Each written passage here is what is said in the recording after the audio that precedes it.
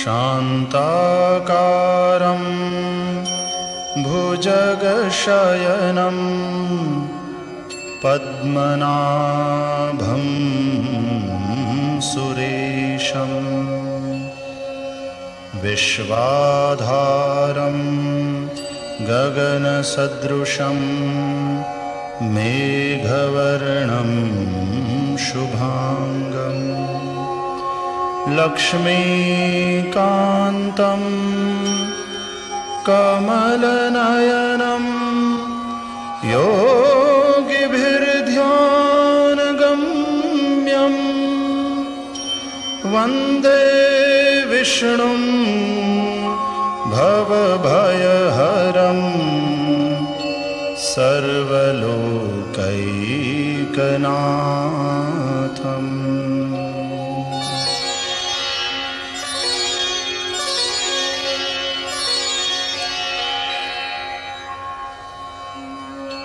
ओम श्री परमात्मने नमः। अथ श्री विष्णु सहस्रनाम स्तोत्रम् यस्य स्मरणमात्रेण जन्म संसार बन्धनात् विमुच्यते। नमस्तस्मै विष्णवे प्रभविष्णवे। नमः समस्तभूतानां आदिभूताय भूभृते अनेकरूपरूपाय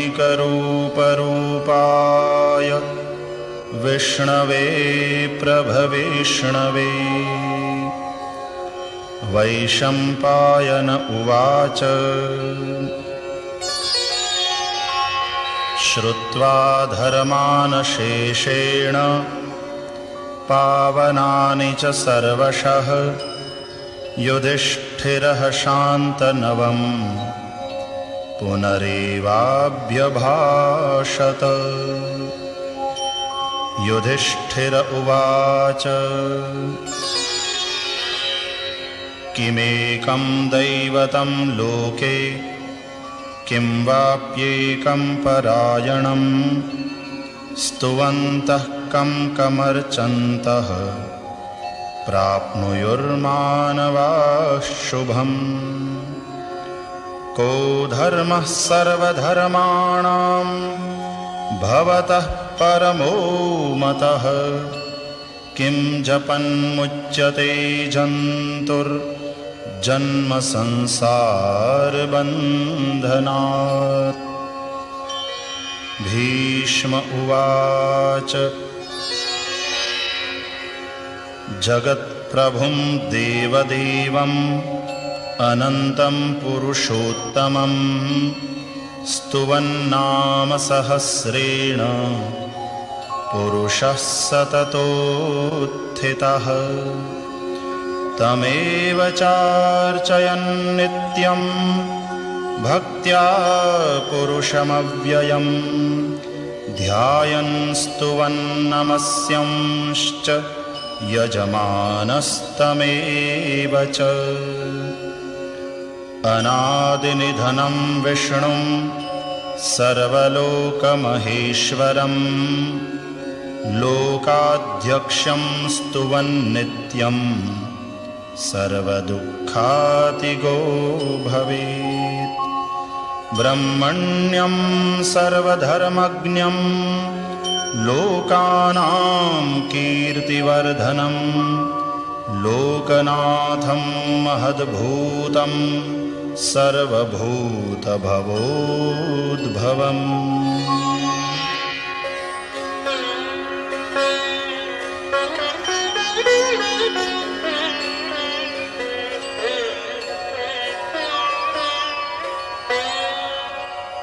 एष मे सर्वधर्माणां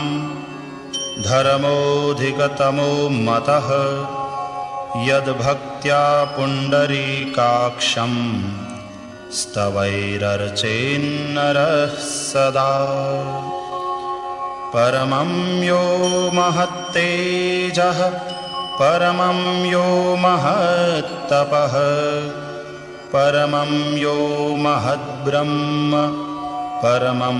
यः परायणम् पवित्राणां पवित्रं यो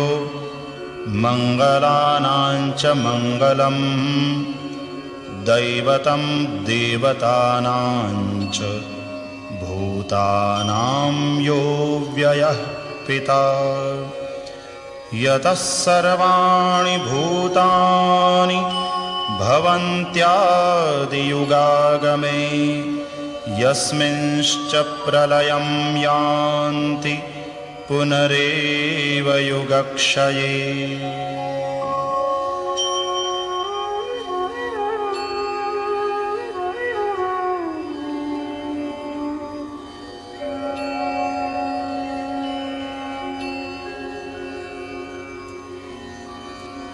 तस्य लोकप्रधानस्य जगन्नाथस्य भूपते विष्णोर्नाम सहस्रं मे शृणु पापभयापहम् यानि नामानि गौणानि विख्यातानि महात्मनः ऋषिभिः परिगीतानि तानि वक्ष्यामि भूतये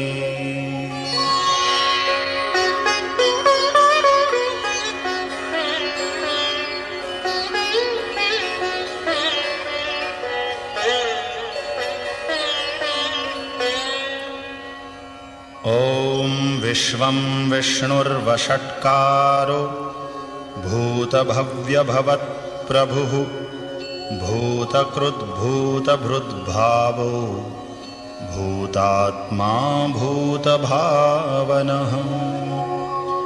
भूतात्मा परमात्मा च मुक्तानां परमा गतिः अव्ययः पुरुषः साक्षी क्षेत्रज्ञोऽक्षर एव च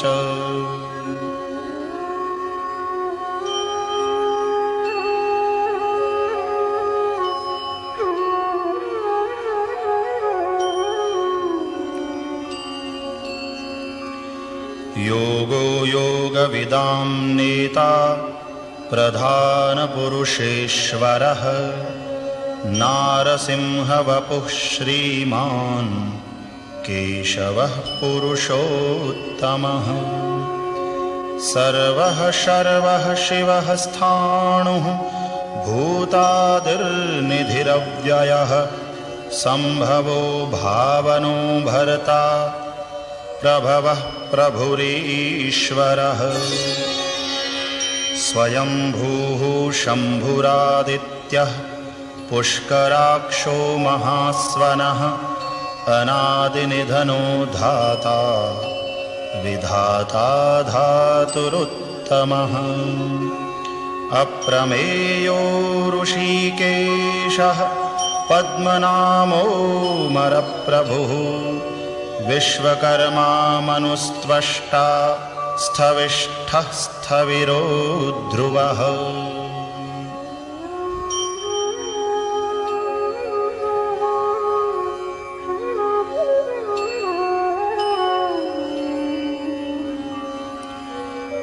अग्राह्यः शाश्वतः कृष्णो लोहिताक्षः प्रतर्दनः प्रभूतस्त्रिककुब्धाम पवित्रं मङ्गलं परम् ईशानः प्राणदः प्राणो ज्येष्ठः श्रेष्ठः प्रजापतिः हिरण्यगर्भो भूगर्भो माधवो मधुसूदनः ईश्वरो विक्रमी धन्वी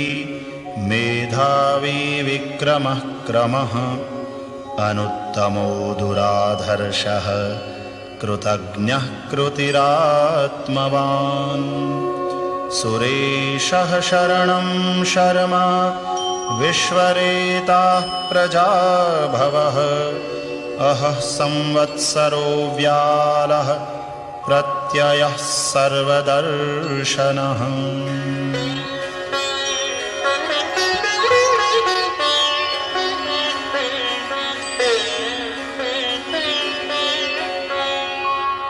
अजः सर्वेश्वरः सिद्धः सिद्धिः सर्वादिरच्युतः वृषा कपिरमेयात्मा सर्वयोगविनिःसृतः वसुर्वसुमनाः सत्यः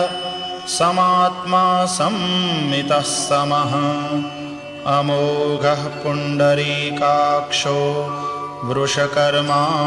वृषाकृतिः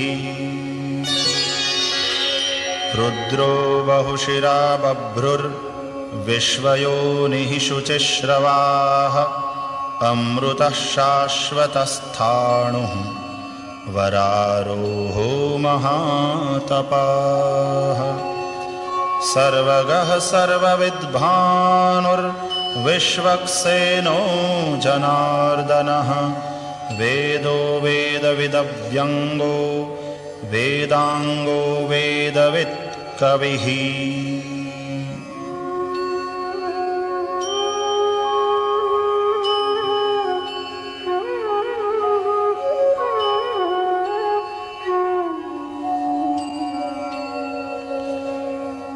लोकाध्यक्षः सुराध्यक्षो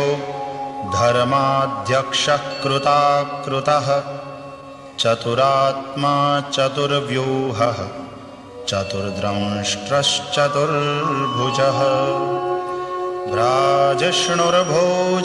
भोक्ता सहिष्णुर्जगदादिजः अनघो विजयो जेता विश्वयोनिः पुनर्वसुः उपेन्द्रो वामनः प्रांशुः अमोघः शुचिरूर्जितः अतीन्द्रः संग्रहः सर्गो धृतात्मा नियमो यमः वेद्यो वैद्यः सदा योगी वीरः माधवो मधुः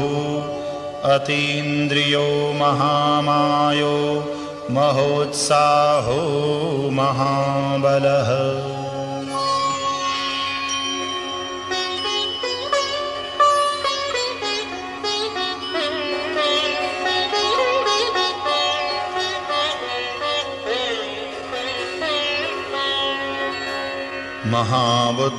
महाबुद्धिर्महावीर्यो महाशक्तिर्महाद्युतिः अनिर्देश्य वपुः श्रीमान् अमेयात्मा महादृधृक् महेश्वासो महीभर्ता श्रीनिवासः सतां गतिः अनिरुद्धः सुरानन्दो गोविन्दो गोविदाम्पतिः मरीचिर्दमनो हंसः सुपर्णो भुजगोत्तमः हिरण्यनाभः सुतपाः पद्मनाभः प्रजापतिः अमृत्युः सर्वदृक्सिंहः सन्धाता सन्धिमान् स्थिरः अजो दुर्मर्षणः शास्ता विश्रुतात्मा सुरारिः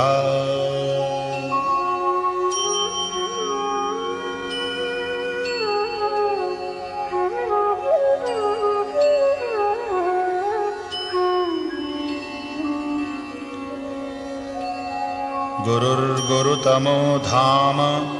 सत्यः सत्यपराक्रमः निमिषो निमिषस्रग्वी वाचस्पतिरुदारधीः अग्रणीर्ग्रामणीः श्रीमान् न्यायो नेता समीरणः सहस्रमूर्धा विश्वात्मा सहस्राक्षः सहस्रपात् आवर्तनो निवृत्तात्मा संवृतः संप्रमर्दनः अहः संवर्तको वह्निः अनिलो धरणीधरः सुप्रसादः प्रसन्नात्मा विश्वधृग् विश्वभुग् विभुः सत्कर्ता सत्कृतः साधुर्जह्नुर्नारायणो नरः।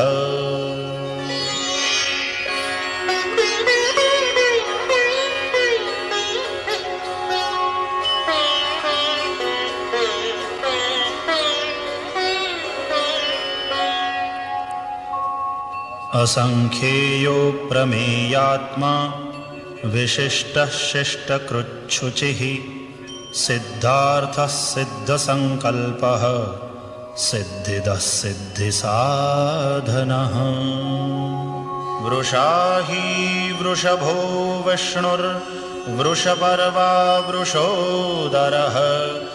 वर्धनो वर्धमानश्च विविक्तश्रुतिस्सागरः। सुभुजो दुर्धरो वाग्मी महेन्द्रो वसुदो वसुः नैकरूपो बृहद्रूपः शिपिविष्टः प्रकाशनः। ओजस्तेजोद्युतिधरः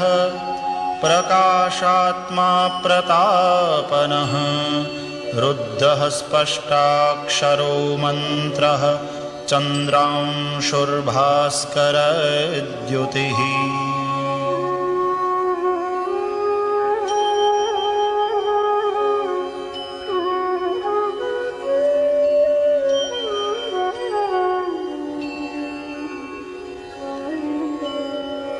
अमृतांशूद्भवो भानुः शशबिन्दुः सुरेश्वरः औषधं जगतः सेतुः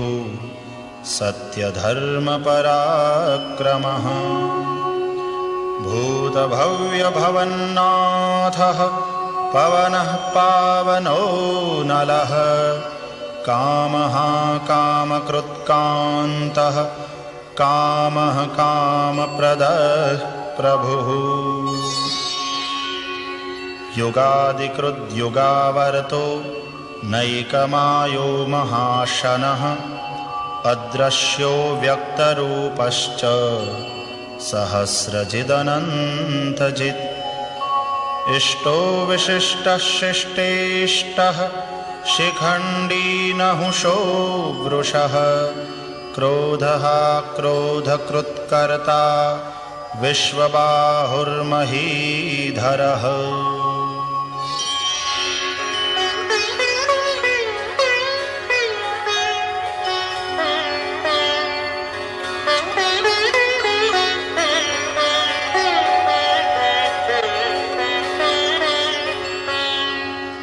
अच्युतः प्रथितः प्राणः प्राणदो वासवानुजः अपान्निधिरधिष्ठानम् अप्रमत्तः प्रतिष्ठितः। स्कन्दः स्कन्दधरो धुर्यो वरदो वायुवाहनः वासुदेवो बृहद्भानुः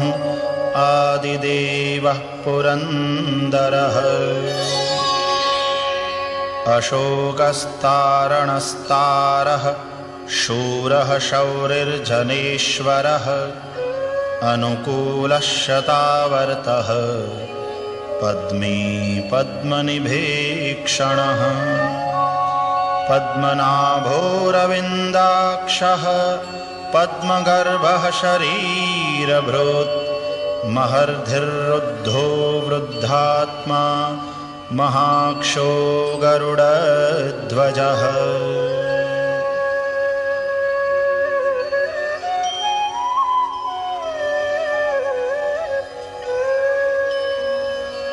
अतुलः शरभो भीमः समयज्ञो हविर्हरिः सर्वलक्षणलक्षण्यो लक्ष्मीवान् समितिञ्जयः। विक्षरो रोहितो मार्गो हेतुर्दामोदरः सहः महीधरो महाभागो वेगवानमिताशनः। उद्भवः क्षोभणो देवः श्रीगर्भः परमेश्वरः करणं कारणं कर्ता विकर्ता गहनो गुहः व्यवसायो व्यवस्थानः संस्थानस्थानदो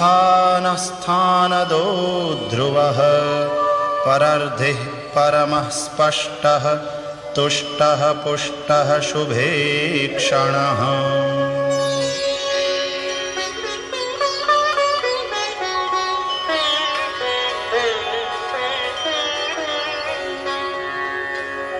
रामो विरामो विरजो मार्गो नेयो नयो नयः वीरः शक्तिमतां श्रेष्ठो धर्मो धर्मविदुत्तमः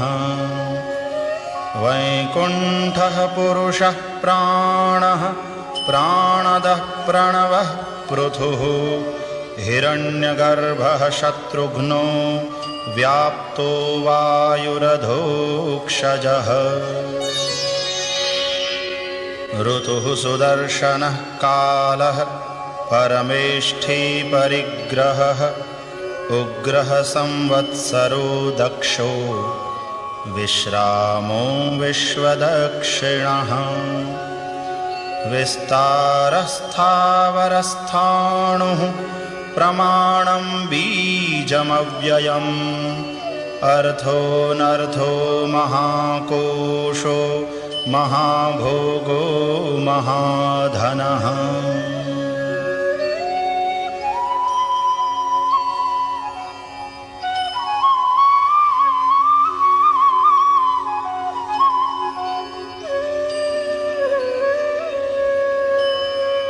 अनिर्विण्णः स्थविष्ठो भुर्धर्मयूपो महामखः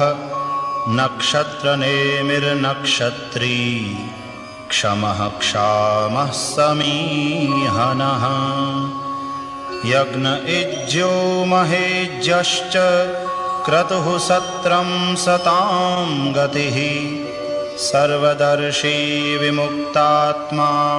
सर्वज्ञो ज्ञानमुत्तमम्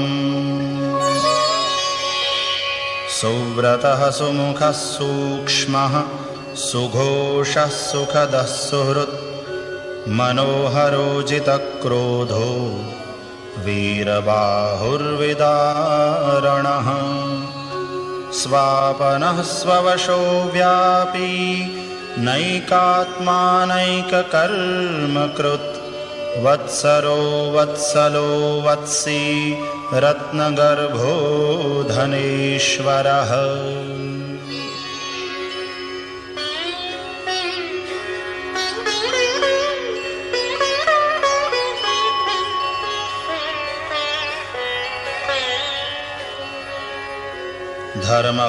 धर्मगुप्धर्मकृद्धर्मी सदसत्क्षरमक्षरम् अविज्ञाता सहस्रांशुः विधाता कृतलक्षणः गभस्तिनेमिः सत्त्वस्थः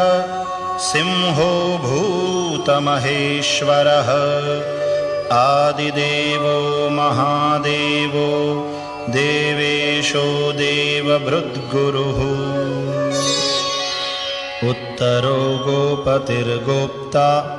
ज्ञानगम्यः पुरातनः शरीरभूतभृद्भोक्ता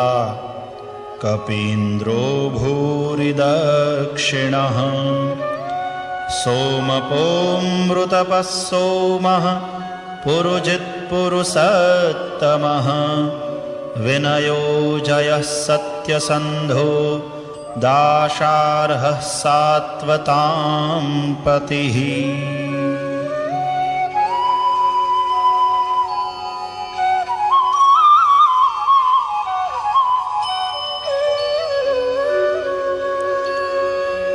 जीवो विनयिता साक्षी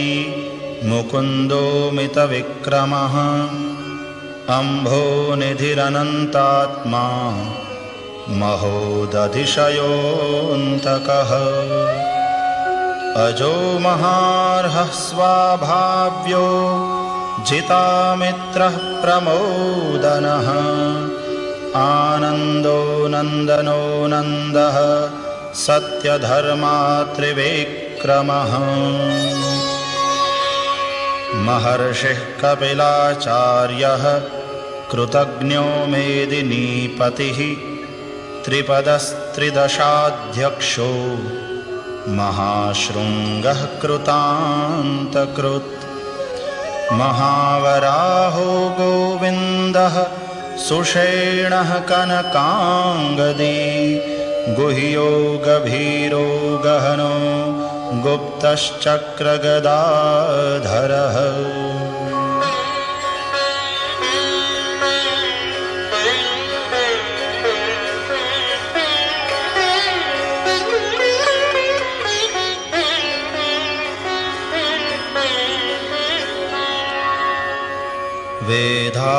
वेदास्वाङ्गोजितः कृष्णो दृढः सङ्कर्षणोच्युतः वरुणो वारुणो वृक्षः पुष्कराक्षो महामनाः भगवान् भगहानन्दी वनमाली हलायुधः आदित्यो ज्योतिरादित्यः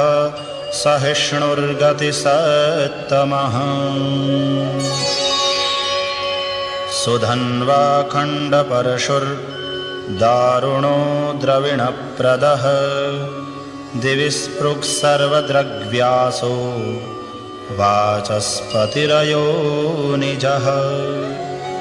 त्रिसामा सामगस्साम निर्वाणं भेषजं भिषक्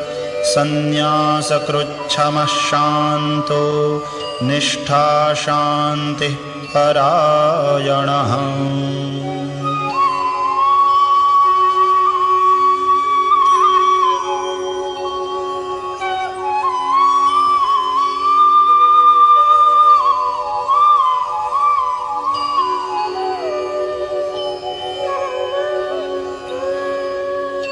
शुभांगः शान्तिदः स्रष्टा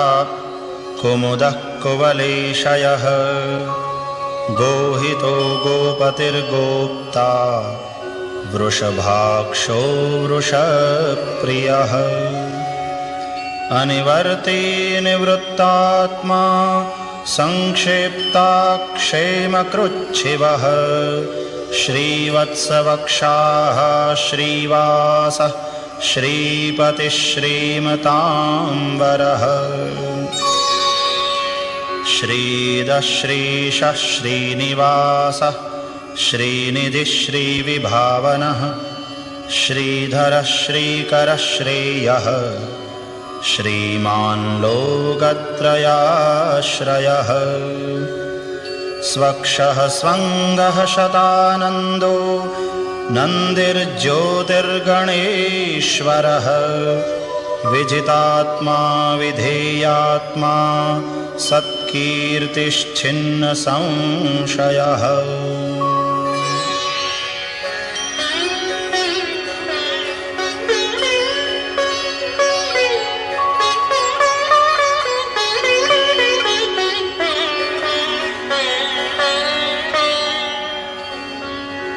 उदीर्णः सर्वतश्चक्षुः अनीशः शाश्वतस्थिरः भूषयो भूषणो भूतिः विशोकः शोकनाशनः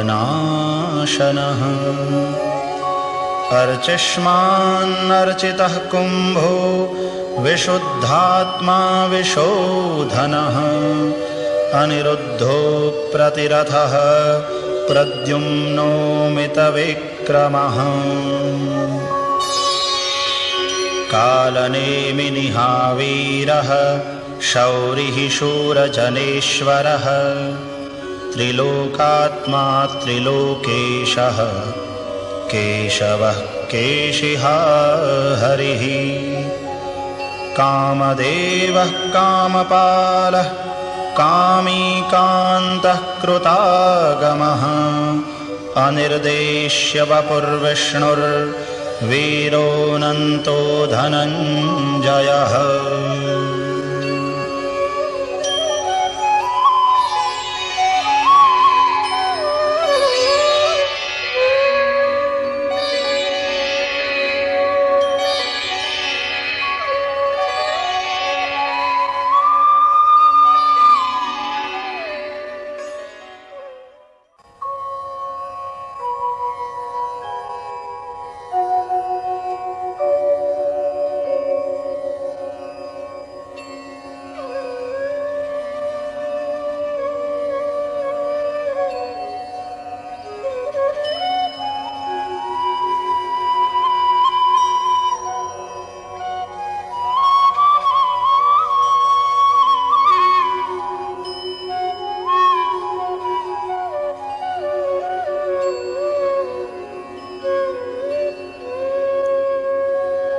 ब्रह्मण्यो ब्रह्मकृद्ब्रह्मा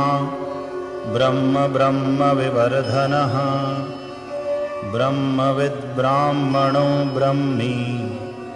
ब्रह्मज्ञो ब्राह्मणप्रियः महाक्रमो महाकर्मा महातेजा महोरगः महाक्रतुर्महायज्वा महायज्ञो महाहविः स्तव्यस्तवप्रियस्तोत्रम् स्तुतिस्तोतारणप्रियः पूर्णः पूरयिता पुण्यः पुण्यकीर्तिरनामयः मनोजवस्तीर्थकरो वसुरेता वसुप्रदः वसुप्रदो वासुदेवो वसुर्वसुमना हविः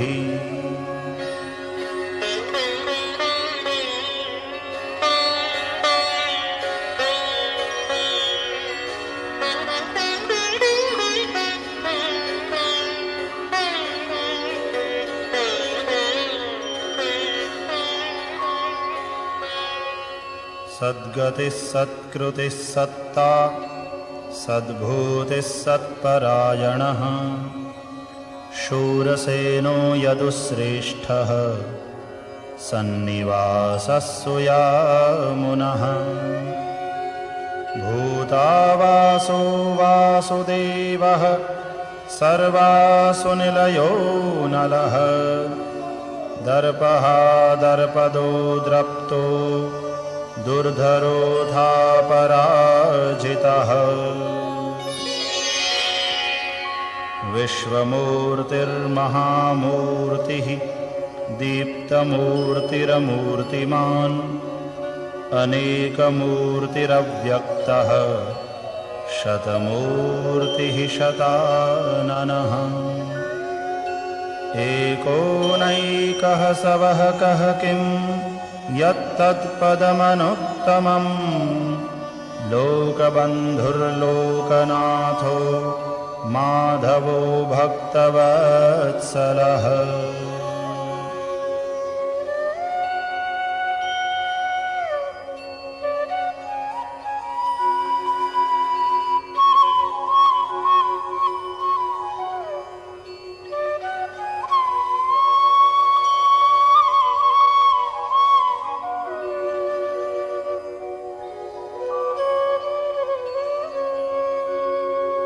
सुवर्णवर्णो हेमांगो वरांगश्चंदनांगदी वीरः विषमः शून्यो घृताशीरचलश्चलः अमानी मानदो मान्यो लोकस्वामी त्रिलोकधृक् सुमेधा मेधजो धन्यः सत्यमेधाधराधरः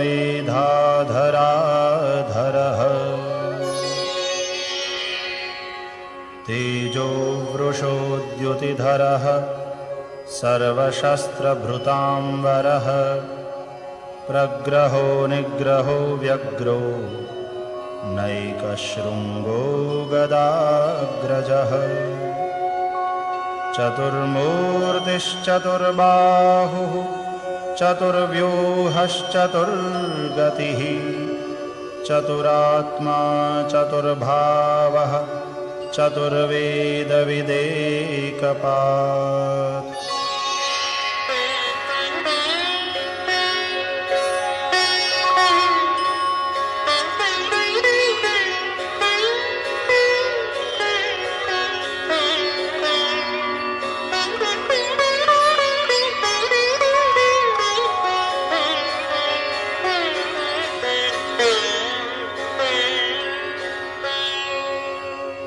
समावर्तो निवृत्तात्मा दुर्जयो दुरतिक्रमः दुर्लभो दुर्गमो दुर्गो दुरावासो दुरारिहा शुभांगो लोकसारंगः सुतन्तुस्तन्तुवर्धनः इन्द्रकर्मा महाकर्मा कृतकर्मा कृतागमः उद्भवः सुन्दरः सुन्दो रत्ननाभः सुलोचनः अर्को वाजसनः शृङ्गी जयन्तः सर्वविजयी सुवर्णबिन्दुरक्षोभ्यः सर्ववागीश्वरेश्वरः महाह्रदो महागर्तो महाभूतो महानिधिः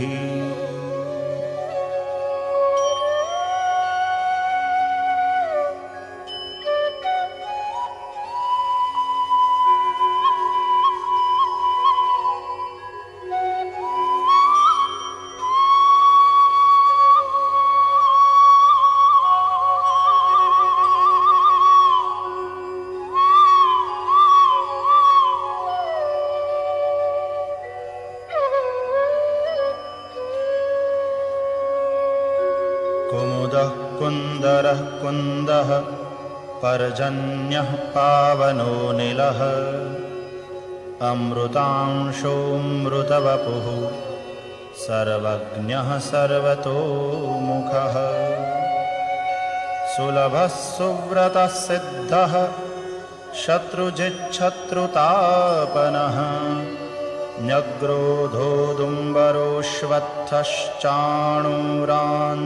न्यग्रोधोदुम्बरोऽश्वत्थश्चाणूरान्ध्रनिषूदनः सहस्रार्चिः सप्तजिह्वः सप्तैधाः सप्तवाहनः अमूर्तिरनघो चिन्त्यो भयकृद्भयनाशनः अणुर्बृहत्कृशः स्थूलो गुणभृन्निर्गुणो महान् अद्रुतस्वद्रुतस्वास्यः प्राग्वंशो वंशवर्धनः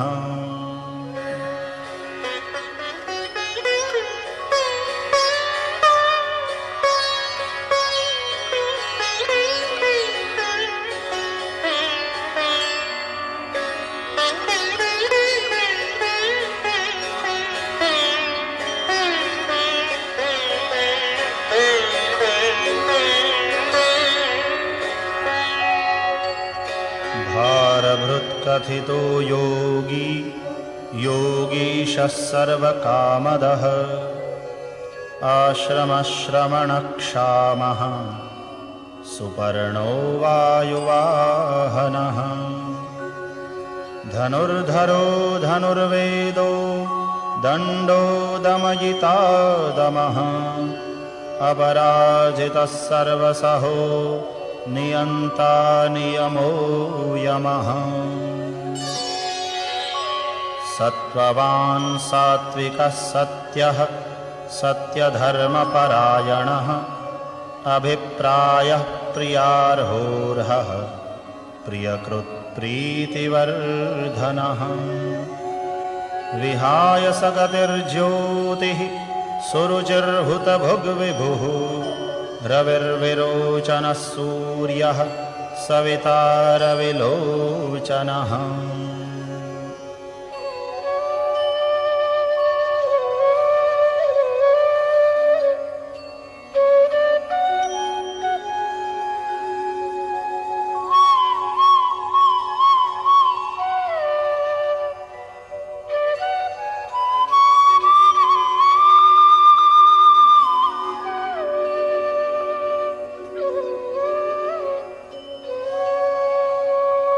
अनन्तो हुतभुग्भोक्ता सुखदो नैकजोऽग्रजः अनिर्विण्णः सदामर्षि लोकाधिष्ठानमद्भुतः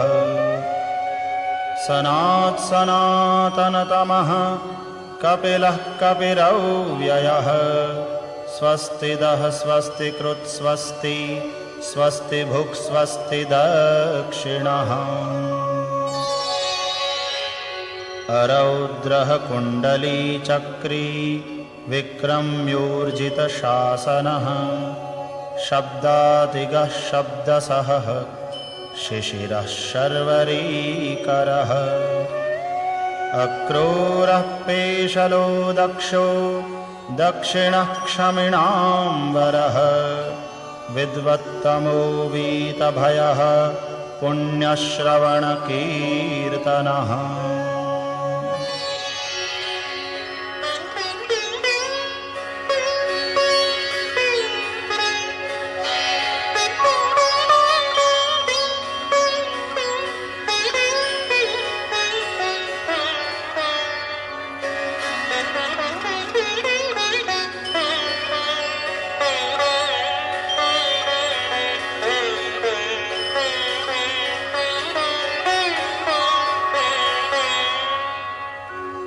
उत्तारणो दुष्कृतिः पुण्यो दुःस्वप्ननाशनः वीरः रक्षणः सन्तो जीवनः पर्यवस्थितः अनन्तरूपोऽनन्तश्रीः जितमन्युर्भयापहः चतुरस्रो गभीरात्मा विदिशो व्यादिशो दिशः अनादिर्भूर्भुवो लक्ष्मीः सुवीरो रुचिराङ्गदः जननो जनजन्मादिर्भीमो भीमपराक्रमः आधारनिलयो धाता पुष्पहासः प्रजागरः ऊर्ध्वगः सत्पथाचारः प्राणदः प्रणवः पणः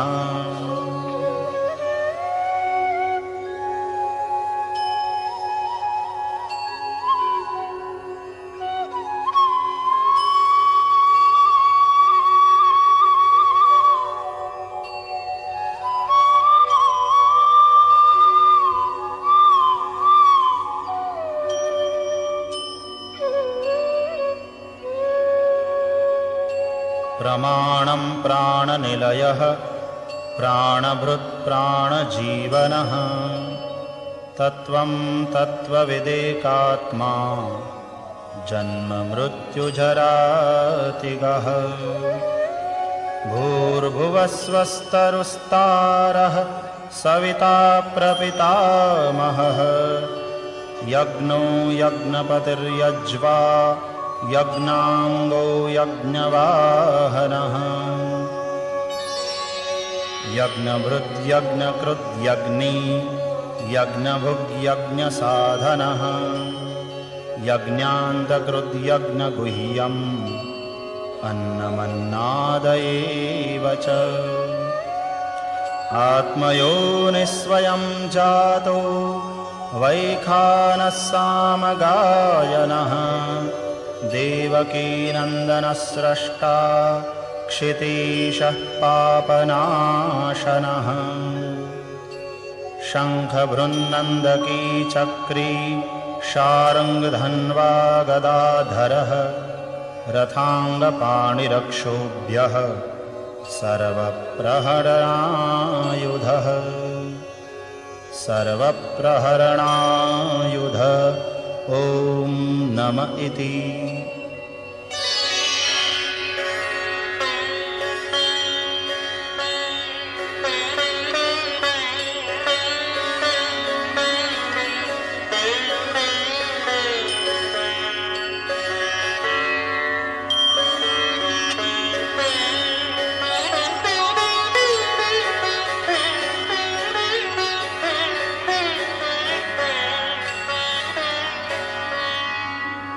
इतीदं कीर्तनीयस्य केशवस्य महात्मनः नाम्नां सहस्रं दिव्यानाम् अशेषेण प्रकीर्तितम् य इदं शृणुयान्नित्यं यश्चापि परिकीर्तयेत् नाशुभं प्राप्नुयात् किञ्चित् सोमुत्रेह च मानवः वेदान्तगो ब्राह्मणः स्यात् क्षत्रियो विजयी भवेत् वैश्यो धनसमृद्धः स्यात् शूद्रः सुखमवाप्नुयात् धर्मार्थी प्राप्नुयात् धर्मम् अर्थार्थी चार्थमाप्नुयात् कामानवाप्नुयात् कामी प्रजार्थी प्राप्नुयात् प्रजाम्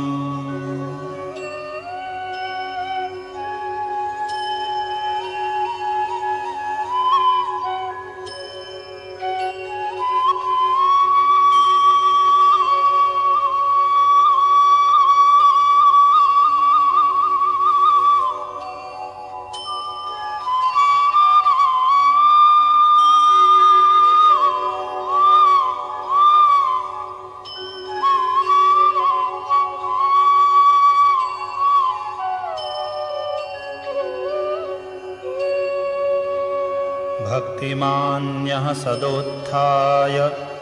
शुचिस्तद्गतमानसः सहस्रं वासुदेवस्य नाम्नामेतत्प्रकीर्तये यशः प्राप्नोति विपुलं ज्ञाति प्राधान्यमेव च अचलां श्रियमाप्नोति श्रेयः प्राप्नोत्यनोत्तमम् न भयं क्वचिदाप्नोति वीर्यं तेजश्च विन्दति भवत्यरोगोद्युतिमान् बलरूपगुणान्वितः रोगार्तो मुच्यते रोगात् बद्धो मुच्येत बन्धनात् भयान्मुच्येत भीतस्तो मुच्येतापन्न आपदः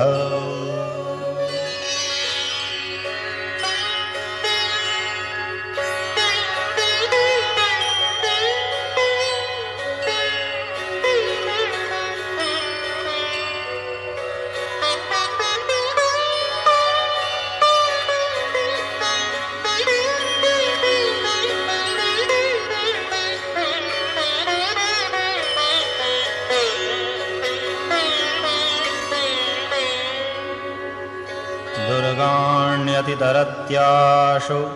पुरुषः पुरुषोत्तमम् स्तुवन्नाम सहस्रेण नित्यं भक्तिसमन्वितः वासुदेवाश्रयो मर्त्यो वासुदेवपरायणः सर्वपापविशुद्धात्मा याति ब्रह्म सनातनम् न वासुदेवभक्तानाम् अशुभं विद्यते क्वचित् जन्ममृत्युजराव्याधि भयं नैवोपजायते इमं स्तवमधीयानः श्रद्धाभक्तिसमन्वितः युज्येतात्मसुखक्षान्ति श्रीधृतिस्मृतिकीर्तिभिः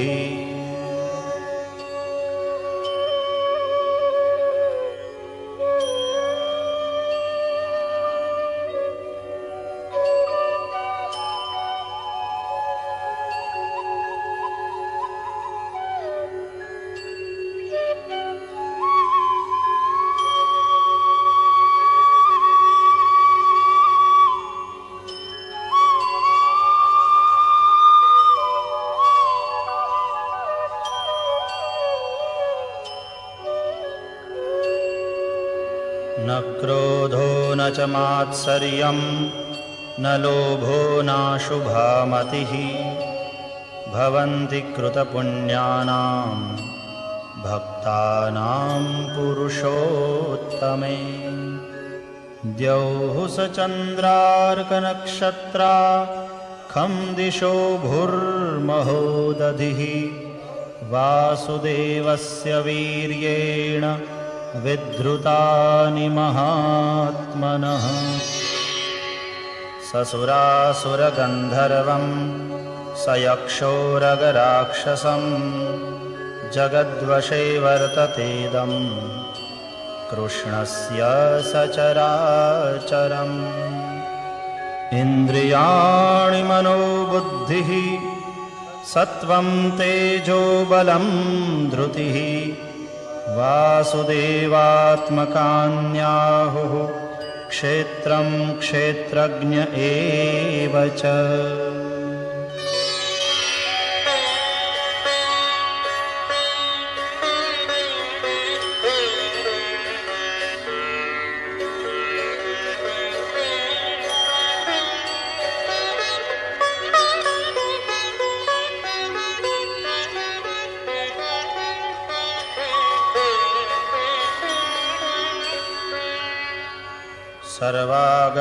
सर्वागमानामाचारः प्रथमं परिकल्पते आचारप्रभवो धर्मो धर्मस्य प्रभुरच्युतः ऋषयः पितरो देवा महाभूतानि धातवः जङ्गमा जङ्गमं चेदं जगन्नारायणोद्भवम् योगो ज्ञानं तथा सांख्यं विद्याः शिल्पादिकर्म च वेदाः शास्त्राणि विज्ञानम् एतत्सर्वं जनार्दनात् एको विष्णुर्महद्भूतं पृथग्भूतान्यनेकशः त्रीन् लोकान् व्याप्य भूतात्मा भुङ्क्ते विश्वभुगौ व्ययः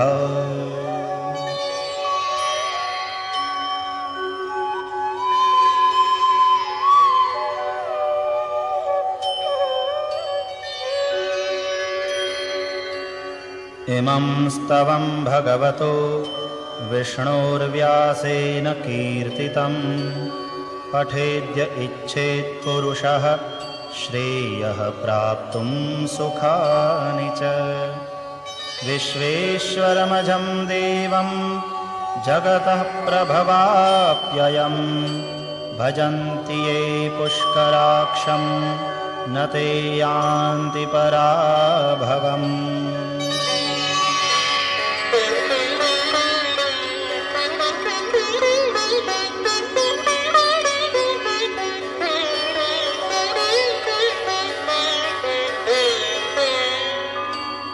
ॐ तत्सदिति श्रीमहाभारते शतसाहस्र्यां संहितायां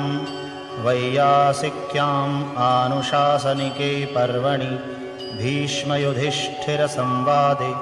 श्रीविष्णोर्दिव्यसहस्रनामस्तोत्रम्